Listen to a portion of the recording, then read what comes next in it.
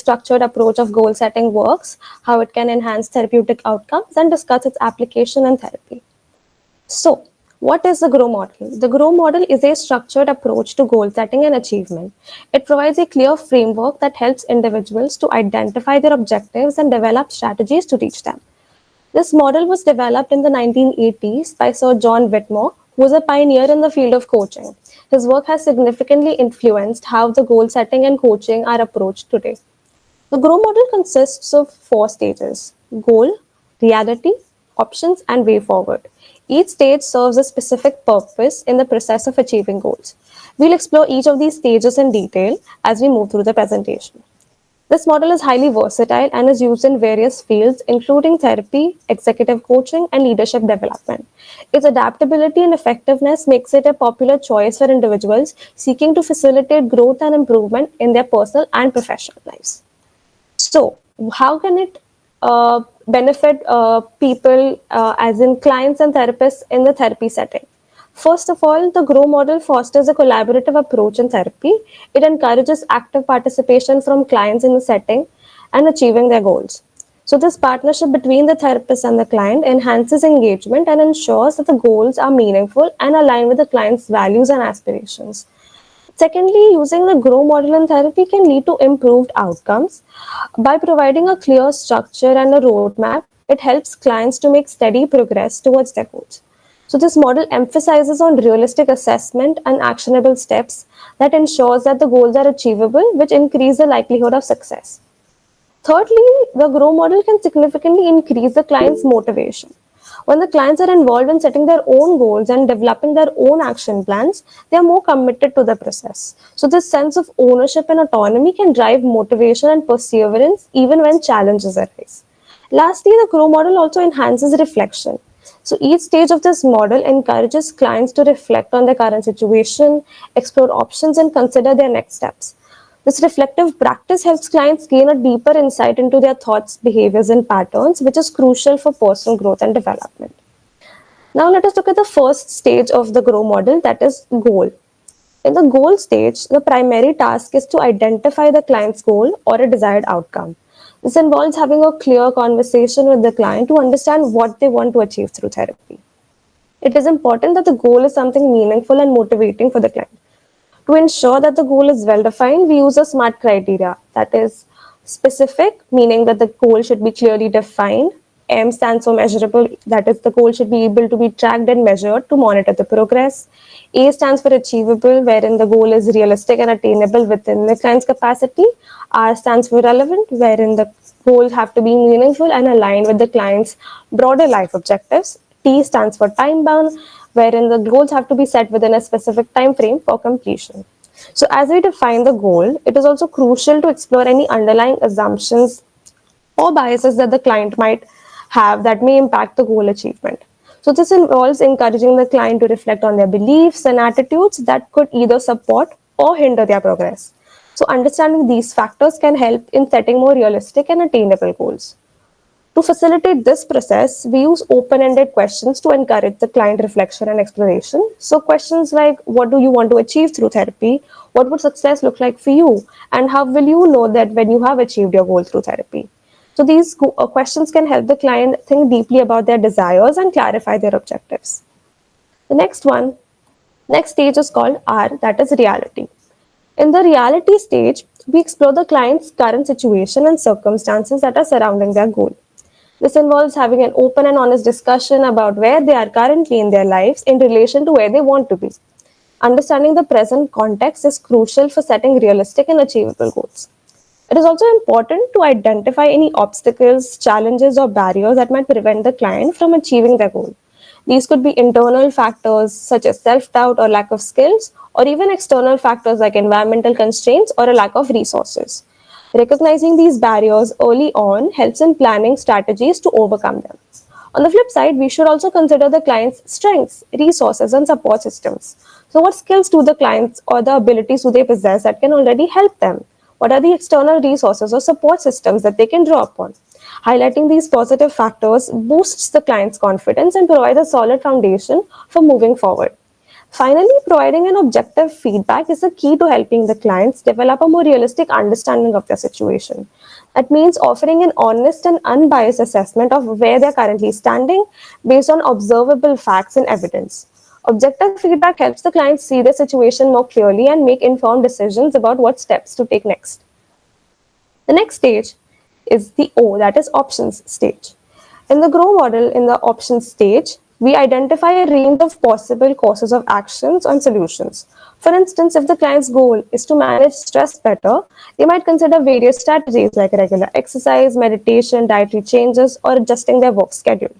The objective here is to compile a comprehensive list of potential actions without filtering or limiting ideas at this stage. So, during this brainstorming process, the therapist must encourage the client to generate as many ideas as possible without immediately evaluating their feasibility or effectiveness. This stage is akin to a brainstorming session where all the suggestions are welcome, regardless of how practical they may initially seem. The therapist prompts the client to think more broadly and creatively, fostering an open environment where every idea is considered. After compiling a list of potential solutions, the next step is to differentiate between short term and long term actions. Short term solutions are quick and relatively easy to implement, offering immediate benefits of the kind. Examples including cutting down on caffeine or taking a daily walk.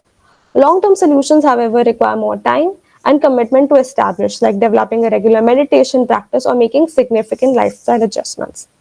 The final step in the options phase is involves a thorough evaluation of each of the solutions. So the therapist and client together analyze the advantages and disadvantages of each action.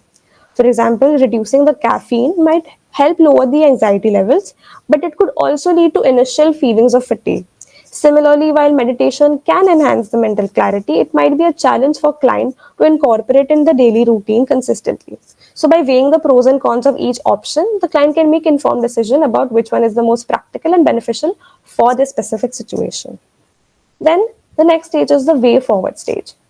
So after exploring all the options, the next step for the therapist and client is to establish a concrete plan of action. So this involves deciding on the specific steps that the client will be taking and committing to them. It's like setting a roadmap for the client's journey, outlining exactly how they will move forward to achieve those goals. The therapist will work with the client to outline specific actionable steps, and these steps need to be clear and manageable. For instance, if the client's goal is to reduce stress through exercise, an actionable step would be I will go for a 30-minute walk every morning. The aim is to break down the goal into bite sized pieces that the client can tackle one at a time. It is important to discuss how the client can keep themselves accountable. The therapist and the client will explore methods that will help the client stay on track. These could include setting reminders on the client's phone, keeping a journal of their progress, or having a friend check in with them regularly. So, finding different ways to hold themselves accountable can significantly impact the client's ability to stay committed to the plan. Finally, it's also essential to encourage the client to reflect on the progress regularly. The therapist will prompt the client to take some time each week to think about what's going well, where they might need to make some adjustments. So, this reflection helps the client stay connected to their goals and recognize the achievements, no matter how small they may seem.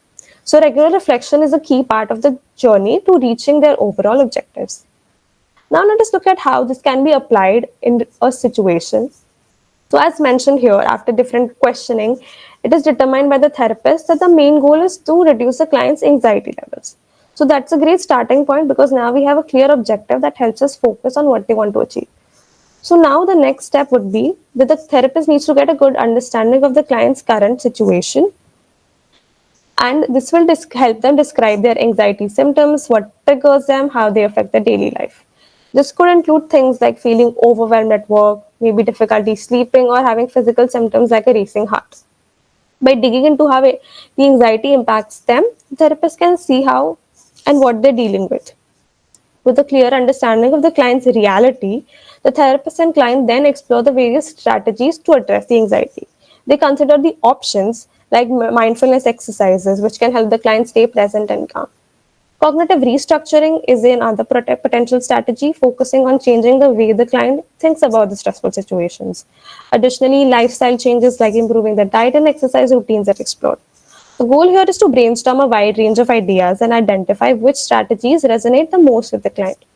Finally, there's a way forward, meaning they will create a concrete plan of action.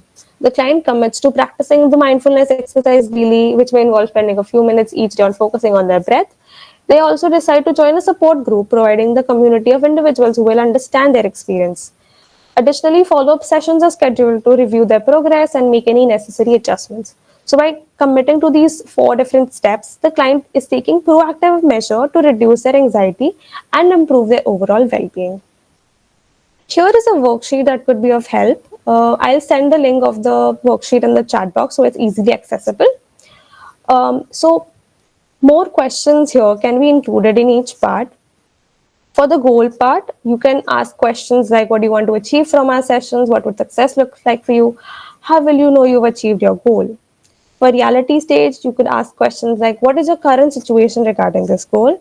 What have you done so far to work towards this goal? And what obstacles are currently in your way?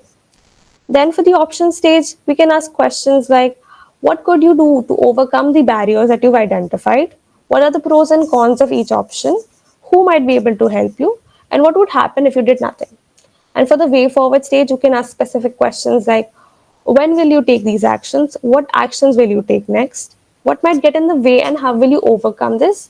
How will you track your progress and adjust if necessary? So, in conclusion, the GROW model provides a structured and effective framework for goal setting and achievement, making it a valuable tool in therapy and other fields. It encourages the clients to take an active role in their therapy and fostering a sense of ownership and empowerment. The model also fosters a collaborative approach between the therapist and the client, and it supports a comprehensive progress by addressing the reality of the client, exploring the different options to reach the goal, and planning actionable steps. So that is that, and we have a short quiz for everyone here. So the first question is during the reality stage of the goal model, what is the therapist's main focus?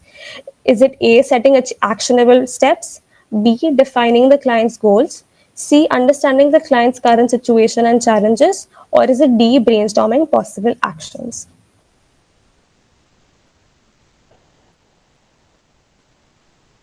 You can type it in the chat box.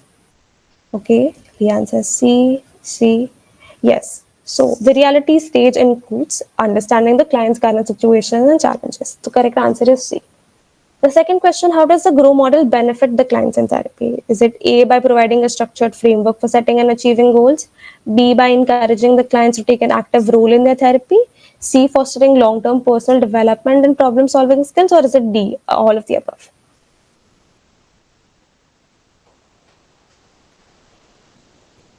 Right. Yes, the correct answer is D, all of the above. Thank you so much for listening and participating. If you have any questions, you can ask me.